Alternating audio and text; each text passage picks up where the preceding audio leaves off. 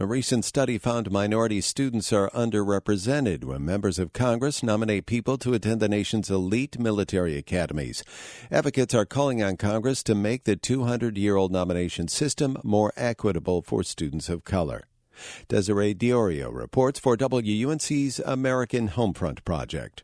Nominations are required by law for students who want to study at military service academies.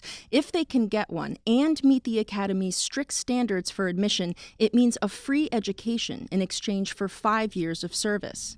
The Connecticut Veterans Legal Center analyzed over 2 decades of congressional nominations. The center's director, Liam Brennan, says the results are stark. Young Black Americans make up about 15% of the young adult population, but Black students only receive 6% of current members' nominations to military service academies. That's a great big differential. Brennan found similar disparities for Latinos. 8% get nominations, even though they make up about 22% of young adults. We expected to see discrepancies. The extent of the discrepancies were surprising. Brennan and others who've studied the issue say there are a lot of reasons for those discrepancies. Some are rooted in a lack of equity in public schools. Others involve how hard members of Congress work to find diverse nominees.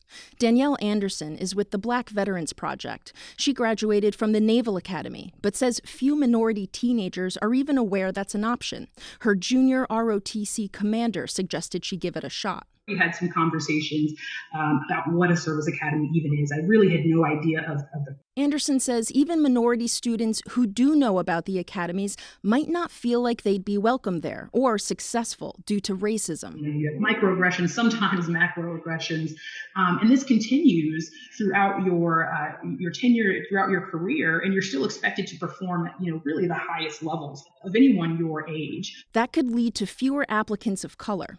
Democratic Congressman Anthony Brown of Maryland says there's a lack of qualified minority students who ask him for a nomination. I have an underrepresented applicant pool. African American and Latino students are not applying at the same levels that I want them to apply. The report found just 38% of Brown's nominations went to applicants of color in his majority-minority district. We're doing our hardest to squeeze the very best out of the small pool, and we actually overperform when it comes to appointments. Some lawmakers say if you want to nominate more diverse applicants, go out and find them. Students sometimes need to be told the pathway to college is open to you. And that's true for the service academies as well. That's former Air Force Secretary and former Republican Congresswoman Heather Wilson. She nominated hundreds of students to the academies, and she's an Air Force Academy alum herself. She says some lawmakers and their staffs need to put more effort into the nomination process. For some people, it's just not a high enough priority to spend time training members of Congress on how to do this. If I were to do one thing, it would be to focus on outreach and training the local office of members of Congress. But Wilson, now the president of the University of Texas at El Paso, defends the congressional nomination system. She says it's a good way to ensure the military's future leaders come from all over the country. As the size of the military has gone down, there are communities and regions of the country that have very little connection to the military at all.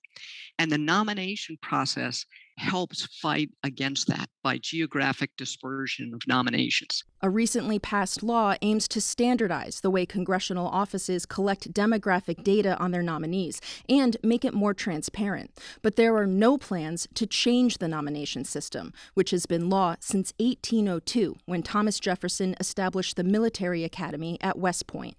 I'm Desiree Diorio on Long Island.